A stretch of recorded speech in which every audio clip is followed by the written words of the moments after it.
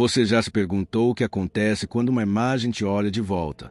Não é apenas um arquivo corrompido ou um filtro grotesco, mas uma maldição digital que se alimenta da sua sanidade. Ela não quer o seu dinheiro, não quer os seus dados. Ela só quer que você a veja e que a espalhe. Se você resistir, o tormento começa. Se você ceder, a escuridão nunca mais terá fim. Antes de começarmos, já aproveita para se inscrever no canal e deixar o seu like. Isso me ajuda a continuar trazendo essas histórias reais, sombrias, assustadoras e muitas vezes baseadas em lendas que circulam pelas profundezas da internet. Aqui no Assustador, o medo é sempre o convidado principal. Em um tempo onde a internet ainda era um território vasto, escuro e inexplorado, antes das redes sociais e dos gigantes tecnológicos de hoje que nos monitoram, o anonimato era a regra e o mistério florescia nos cantos mais profundos. Foi ali, nas BBSS rudimentares e nos primeiros fóruns de discussão com seus layouts espartanos, que uma lenda começou a rastejar, mais como um vírus do que como uma história. Era um arquivo simples, ridiculamente pequeno em seu tamanho digital, fácil de deletar, mas, como logo se provaria, impossível de esquecer. Smile.jpg. Não era um vídeo perturbador, não era um software malicioso que corrompia dados, era apenas uma fotografia, mas carregava a essência de algo infernal, uma maldição encapsulada em pixels. O que se espalhava em disquetes de baixa capacidade e e-mails criptografados era o retrato de um horror indescritível, a representação perturbadora de uma entidade que se vestia na pele de um cão. A imagem, frequentemente descrita por aqueles que foram amaldiçoados como uma polaroide desgastada, capturava o que parecia ser um husky siberiano, ou talvez um malamute, sob uma iluminação fria, deficiente de um vermelho sutil. O ambiente por trás era apenas escuridão, sugerindo um porão ou um canto de um quarto mal iluminado. Mas o terror não estava na raça do animal, nem no cenário. Estava irrevogavelmente fixado no sorriso. Seus dentes eram o ponto focal, longos, afiados e completamente inumanos, incisivos caninos que se assemelhavam de forma aterradora à arcada dentária de um ser humano adulto, mas hipertrofiados, expostos a uma careta que mal cabia na estrutura facial do animal, esticando a pele do focinho de uma maneira dolorosa e antinatural. Era uma expressão de júbilo sádico e profano, um deleite cruel que parecia se estender além da dimensão do quadro. Olhar para aquela boca não era apenas ver dentes, era como encarar um abismo que ria de volta, um portal para a loucura que se abria com o único objetivo de te consumir. Na parte inferior da Polaroid, as manchas brancas tradicionais do filme continham um detalhe ainda mais macabro, que cimentava a lenda de Smile Dog como um artefato real de sofrimento. Impressões digitais borradas de sangue seco, um tom ferruginoso e antigo. Marcas de vítimas que, de alguma forma, tentaram inutilmente rasgar o próprio retrato do horror que tinham acabado de presenciar, talvez num último desesperado e inútil ato de negação, ou quem sabe, num acesso de loucura para tentar destruir o objeto da sua condenação. A lenda rapidamente ganhou forma e se tornou o pior tipo de informação viral. Ao visualizar a imagem, o observador era condenado. Não era uma morte imediata, era algo muito pior, uma erosão lenta e terrível da mente. A pessoa começava a sofrer convulsões, crises de pânico. Mais tarde, os pesadelos noturnos se tornavam a rotina. O preço da visão era a sanidade, trocada por pesadelos perpétuos, uma certeza sombria que seria sussurrada em sua mente. Você seria forçado a espalhar a palavra. A imagem era um parasita que só se libertaria de você ao ser transmitida. O ciclo, assim, se tornava eterno. A história de Smile Dog existiu por anos como um murmúrio digital, um conto de advertência, até que o escritor anônimo, nosso incansável investigador, decidiu puxar o fio desta lenda. Ele era um homem de lógica e ceticismo, acostumado a decifrar fraudes da internet, mas essa história específica possuía um peso, uma gravidade que o forçou a ir além. Em 2008, logo após a imagem ganhar força em plataformas como o 4chan, ele começou a rastrear as origens do pânico, buscando a fonte primária, o paciente zero. Seu alvo, Mary. Mary era mais do que apenas uma vítima. Ela era a sobrevivente conhecida que carregava a maldição há mais tempo. Ela era a esposa de um webmaster que, inocentemente, baixou o arquivo infectado de um fórum invadido. Naquela época, um hacker, Agindo como um terrorista digital, disseminou o arquivo para cerca de 400 pessoas simultaneamente. A maioria sumiu, enlouqueceu ou cedeu ao mandato de espalhar a palavra. Mary, de alguma forma, resistiu por longos 15 anos. O escritor conseguiu localizá-la em Chicago. A investigação dele era metódica, fria, baseada em datas, IPS e depoimentos truncados, mas ele logo descobriu que a realidade por trás de Smile Dog era visceralmente quente. Ao marcar a entrevista, ele esperava encontrar uma vítima traumatizada, mas funcional. Em vez disso, ele encontrou uma prisão. Ao chegar à casa modesta, ele foi recebido pelo marido de Mary. O homem estava exausto, com olheiras profundas, a pele tensa pelo cansaço e pelo medo silencioso que pairava na casa como mofo. Ele explicou, em voz baixa e apressada, a situação. Mary estava trancada no quarto, recusando-se obstinadamente a sair. Ela não estava apenas doente, ela estava recuando para o canto mais escuro de sua própria mente, em pânico total. O escritor esperou. O marido tentou persuadi-la, acalmá-la, mas de trás da porta fechada, ouvia-se apenas o murmúrio constante de um medo irracional, a voz de alguém que estava sendo assombrada por algo que não podia ser trancado. Não eram gritos, eram sussurros e soluços de terror, como se a criatura estivesse a centímetros dela. O marido gesticulou, impotente. A presença do investigador, um estranho querendo desenterrar a história, parecia ter agitado a maldição. O escritor foi embora de mãos abanando, mas a sensação que carregava não era de fracasso jornalístico, e sim de alívio por ter escapado de algo. Ele sentiu que a verdade, aquela coisa terrível que buscava, havia se retraído, engolida pelo medo de Mary, mas ele tinha estado perigosamente próximo. O que Mary viu naquele dia, o que ela tinha guardado por 15 longos anos, era mais do que uma foto. Era um parasita mental que se recusava a ser exposto à luz. Seu quarto era o único santuário contra o mandato de Smile Dog. Ele deixou Chicago com mais dúvidas do que respostas, mas com a certeza absoluta de que a lenda era a ponta de um iceberg muito mais profundo e pessoal. A verdadeira e implacável condenação de Mary não se manifestava nos momentos de vigília, mas na escuridão opressiva que vinha com o descanso. O sono, que para a maioria é um refúgio, para Mary era a porta de entrada para a tortura psicológica mais refinada e cruel do Smile Dog. Ela descreveu seus sonhos não como alucinações caóticas de um pesadelo comum, mas como um estado de paralisia consciente, um limbo vívido e frio. Seu corpo físico jazia imóvel, mas sua mente estava horrivelmente desperta. Ela não podia se mover, não podia gritar, não podia sequer desviar o olhar do horror que se desenrolava. A cena era sempre a mesma, repetida noite após noite com uma fidelidade assustadora.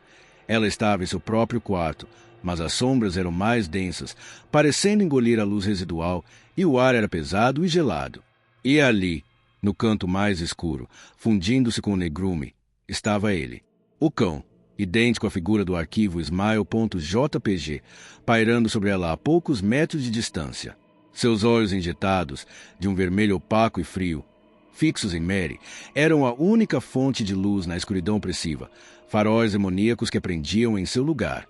O Smile Dog não precisava de ataque físico, seu poder residia no terror psicológico. Ele apenas balançava a cabeça, num aceno lento, sutil e profundamente zombeteiro, e falava. A voz não era um latido, nem um grunhido, mas algo gutural, distorcido, que ressoava mais a estrutura óssea do que nos tímpanos, perfeitamente compreensível, ecoando dentro de sua cabeça.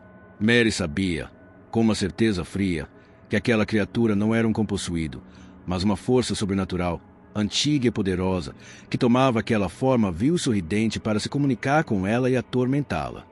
O mantra era sempre o mesmo, a única exigência, o único caminho para o fim daquele sofrimento. Espalhe a palavra. Ela tinha o disquete, o artefato físico que continha a maldição, guardado como um explosivo. Era fácil ceder, fácil repassar o arquivo e se libertar da perseguição noturna. Mas Mary era uma mulher de moral inabalável, transformada em mártir da era digital. Ela sabia que, se o fizesse, não estaria se salvando. Estaria apenas garantindo que o ciclo de horror e loucura nunca terminasse, condenando um estranho a assumir sua cruz. Essa escolha moral a condenou a suportar, sozinho o tormento por 15 longos anos. Ela escolheu a dor, a paralisia e o medo, e por isso, a criatura intensificou sua pressão psicológica. O Smile Dog passou a sussurrar em seus ouvidos, noite após noite, a inevitabilidade da loucura, prometendo que, se ela resistisse, sua mente se desintegraria em pedaços lentos e dolorosos. O tormento atingiu níveis insuportáveis, até que a morte se tornasse a única promessa, o único tipo de sono real e libertador que ela poderia esperar. O sorriso do cão era a última coisa que ela via antes de acordar, e a primeira que a esperava fechar os olhos. Após a visita fracassada em Chicago, o escritor anônimo retornou para casa, mas não estava mais sozinho. A paranoia palpável, o medo denso e quase físico que pairava sobre a casa de Mary, havia se agarrado a ele como um cheiro persistente. Aquele terror que viu nos olhos do marido e ouviu nos murmúrios atrás da porta não era o desespero de uma pessoa com uma doença mental comum. Era o terror visceral de um animal acuado, de alguém que sente a presença de um predador invisível e implacável em seu próprio lar. O escritor tinha mais dúvidas do que respostas, e a mudança repentina de Mary, que recuou para a escuridão do quarto no último segundo, sugeria uma intervenção direta do seu algoz digital. Ele passou a se questionar. A influência do Smile Dog era tão poderosa a ponto de se manifestar fisicamente, impedindo que a verdade fosse verbalizada. A criatura estava naquele quarto com ela, ou a mera ameaça de expor a lenda já era suficiente para paralisar a vítima. A investigação do escritor deixou de ser uma busca por dados e se transformou em uma obsessão neurótica, uma caça por padrões de desespero. Ele mergulhou nas camadas mais obscuras e não indexadas dos fóruns, procurando por qualquer menção à imagem, qualquer pista sobre o destino de outras vítimas. Foi então que ele começou a mapear as baixas não confirmadas da creepypasta, criando o arquivo silencioso de vidas arruinadas. Os dados eram sombrios e consistentes. Havia o grupo das pessoas que simplesmente sumiram. Deletaram suas contas, cortaram laços sociais, sumiram do mapa físico e digital, talvez vivendo em exílio autoimposto, aterrorizados demais para interagir. Outras tiveram um fim mais sombrio e definitivo: suicídio. A pressão psicológica dos pesadelos, a voz constante exigindo a disseminação da maldição, havia se tornado insuportável, e o único alívio encontrado foi o silêncio final. E, nos casos mais aterrorizantes e inexplicáveis, ele encontrou registro de morte sem causa aparente, onde a autópsia não revelava doença ou trauma. Eram pessoas que simplesmente pararam. O escritor começou a formular a teoria de que o terror havia se tornado a única doença, um choque psíquico letal. A cada novo nome na lista, o escritor sentia um arrepio gélido. Mary se encaixava perfeitamente no perfil da próxima vítima. Sua resistência de 15 anos apenas a tornava mais vulnerável à pressão final da criatura. Ele percebeu que a maldição não era estática, era dinâmica e adaptável, um mecanismo de defesa viral contra o esquecimento. Se ele continuasse a pressionar Mary, tentando expor a verdade, ele se tornaria um alvo, e ela, inevitavelmente, a vítima mais vulnerável, o catalisador para a manifestação final da criatura. Ele precisava recuar, mas a história já estava dentro dele, e o medo de que o próximo Smile.jpg fosse enviado para seu próprio e-mail começou a consumir suas noites. A resposta para o destino de Mary e para o fracasso da entrevista chegou algumas semanas depois, não por meio de uma notificação digital, mas através do correio, na forma de uma carta enviada pelo marido. Não era um e-mail, não era uma mensagem criptografada, mas papel físico, pálido e frio, um testamento do desespero escrito à mão. O papel, um pouco amassado e com traços hesitantes, cheirava a mofo e a solidão. Mary pedia desculpas por ter furado o encontro, revelando a verdade nua e crua por trás de seu pânico. Ela confessou que, na manhã da entrevista, após 15 anos de resistência silenciosa, ela havia cedido. Ela havia tomado a terrível decisão de, finalmente, repassar o disquete. Sim, ela ainda possuía o disquete, o objeto físico que continha o arquivo da maldição, guardado como uma bomba-relógio. Ela tinha o objeto em mãos, pronta para entregá-lo, para se libertar do tormento noturno perpétuo. Mas, ao se aproximar da porta, o peso moral do ato a dominou. O terror não era apenas do cão sorridente, era o peso esmagador de condenar um estranho, de garantir a continuidade da maldição. Esse fardo de culpa a paralisou na soleira da porta, forçando-a a recuar para a escuridão do quarto, onde ela estava segura para sofrer sozinha. A carta continuava com a descrição detalhada e angustiante de seus 15 anos de perseguição noturna, a voz gutural, o sorriso satânico, o mandato incansável, repetido a cada paralisia do sono. Espalhe a palavra. Mary implorava, com uma urgência desesperada, para que o escritor abandonasse a investigação imediatamente, antes que ele também fosse marcado, antes que a criatura o tornasse seu novo alvo. O tom da carta era inconfundível. Era um adeus. Ela havia feito sua escolha final. Pouco tempo depois de receber a carta, o escritor foi contatado novamente pelo marido de Mary. A voz do homem estava partida, agora não mais pela exaustão, mas pela dor vazia do luto. Ele deu a notícia inevitável. Mary havia tirado a própria vida. Ela havia se sacrificado para parar o ciclo, para garantir que o Smile Dog não a usasse como vetor para infectar mais ninguém. Em seu luto e desespero, o marido havia encontrado o disquete e o havia destruído. Ele não o jogou fora. Ele o pulverizou, quebrou o plástico e o disco magnético em fragmentos minúsculos, eliminando o único artefato físico conhecido da maldição. Aquele pedaço de plástico, agora reduzido a cinzas e estilhaços, era o preço final da liberdade de Mary. Ela havia comprado sua paz eterna com a própria vida, preferindo o fim absoluto e doloroso à ideia de se tornar uma disseminadora do terror. A lenda de Smile Dog havia saído do campo da ficção para se tornar uma história de mártir.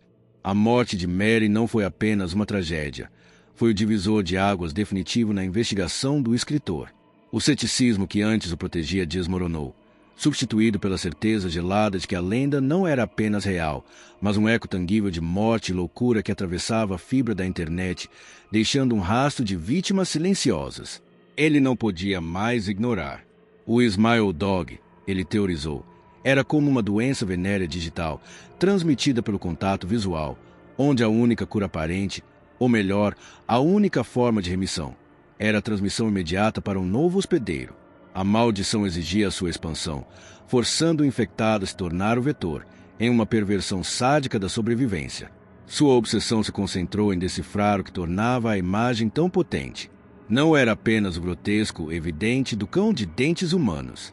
O terror era mais profundo, aninhado na natureza do próprio sorriso, um escárnio, uma careta que parecia conhecer o segredo mais íntimo e vergonhoso do observador, e dele ria abertamente, garantindo ao infectado que sua alma seria a próxima a ser consumida. O escritor mergulhou em arquivos antigos e fóruns de acesso restrito, procurando por relatos desesperados de outros que tentaram anular a maldição. Ele encontrou histórias de programadores que, movidos pela lógica e pela negação, tentaram decifrar o código por trás do JEG, procurando por payloads escondidos ou scripts maliciosos, sem sucesso. Artistas e designers tentaram reproduzir o sorriso em outras mídias, esperando quebrar o feitiço pela banalização, mas a maldição permanecia ligada à imagem original, ou talvez à ideia dela. Os relatos eram de fracasso e silêncio. Todos aqueles que tentaram lutar contra o Smile Dog haviam terminado de forma trágica ou silenciosa. Alguns se tornaram céticos amargos, que negavam a própria experiência para sobreviver. Outros, profetas da maldição, que só falavam da imagem com um brilho de desespero e resignação nos olhos. O escritor percebeu então a essência do horror. O Smile Dog não era apenas um meme ou uma lenda urbana digital. Era uma forma de vida baseada na informação e no medo, um predador que caça na escuridão dos monitores. O que a entidade queria era a eternidade garantida pela fragilidade da vontade humana de não querer sofrer sozinho. A maldição se auto-perpetuava através da covardia. Mary foi uma das raras que escolheu o sofrimento individual sobre a condenação coletiva. Seu sacrifício serviu apenas para provar a regra da criatura. A caça do escritor, sua exaustiva jornada de anos atrás à verdade sombria, terminou não com uma explosão de terror físico, mas com o som quase inaudível e sutil de um ping em sua caixa de entrada. Após todo o seu trabalho, toda a sua cautela, a criptografia e o anonimato cuidadosamente mantidos, a criatura finalmente o havia alcançado. Ele recebeu um e-mail anônimo, curto, de um endereço genérico que não podia ser rastreado. A mensagem era de uma informalidade perturbadora, sucinta, quase casual, do tipo que alguém enviaria a um colega de trabalho ou a um amigo inocente. Encontrei seu e-mail em um fórum antigo. Vi que você estava interessado em Smile Dog.